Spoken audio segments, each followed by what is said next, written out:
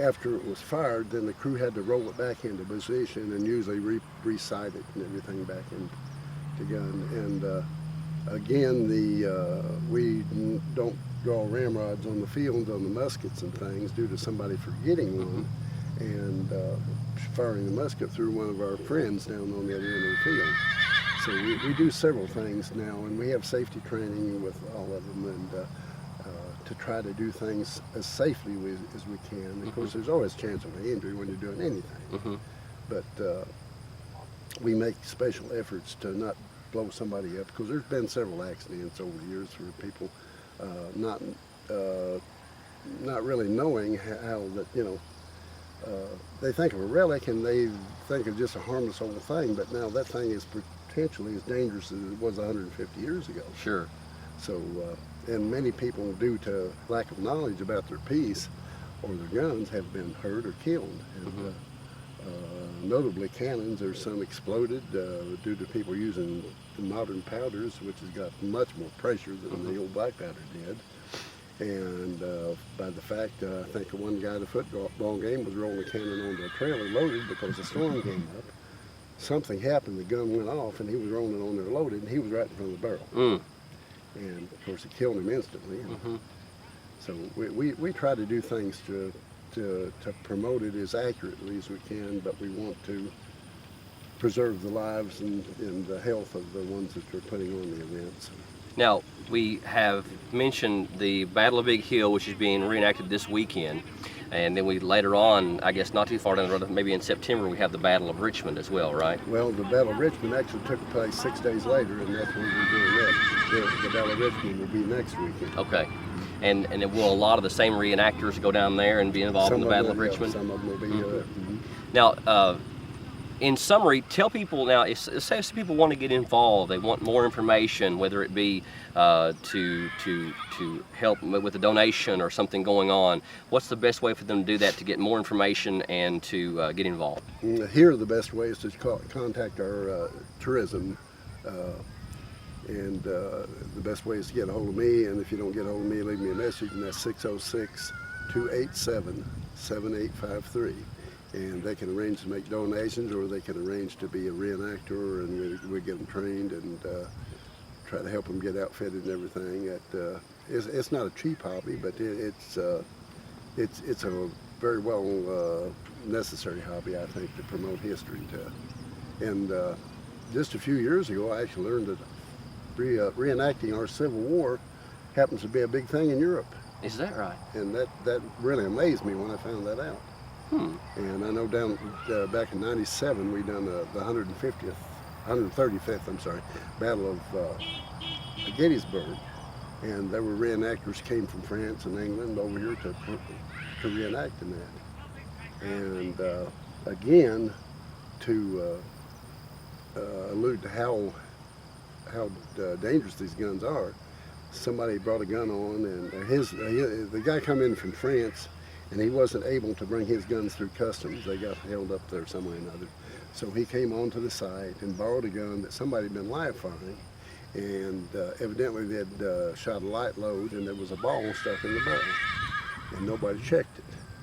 And henceforth we ended up doing weapon checks and things like that. But he was firing, and he done another thing that's a no-no. He shot at a man, and he shot one of the reenactors through the neck.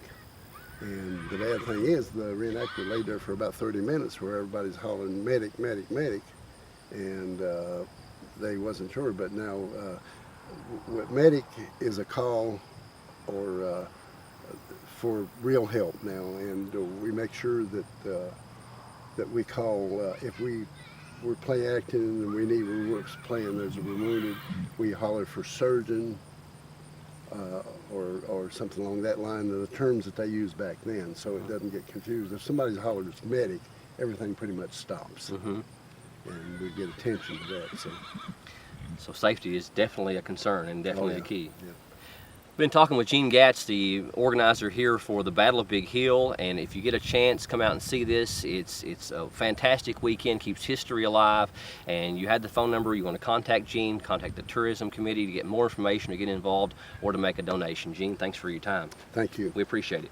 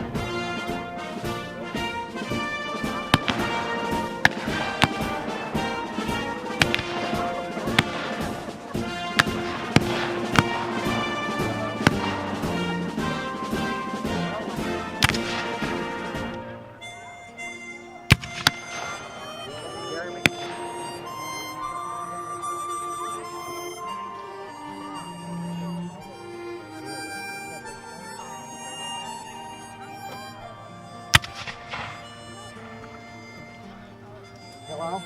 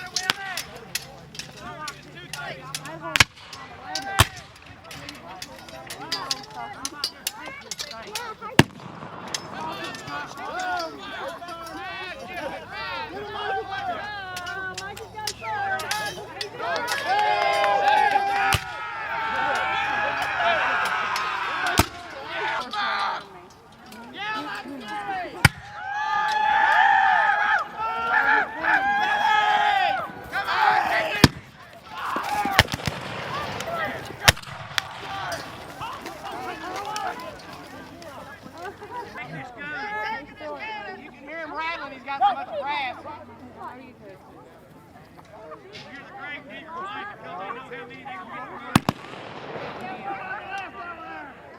Forward!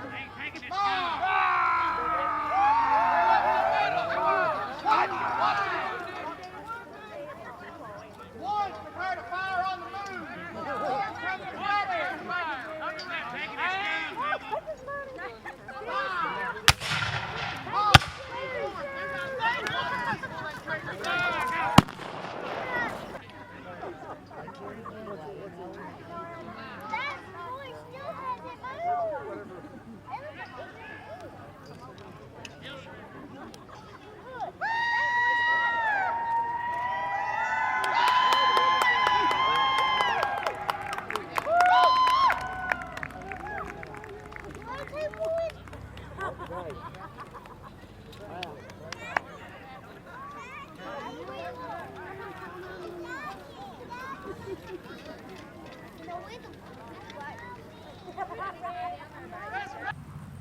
Well, the Confederates won today. Now tomorrow, we'll have to wait and see.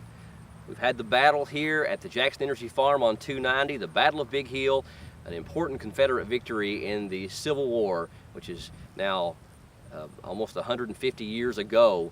Part of history, keeping history alive, the Battle of Richmond coming up here very soon. And to get involved, contact the organizer, Gene Gatz. We'll get the number for you. You can also contact the Tourism Committee to find out more about this Civil War reenactment. And we thank you for joining us once again for another Local Treasures here on PRTC TV, Channel 9.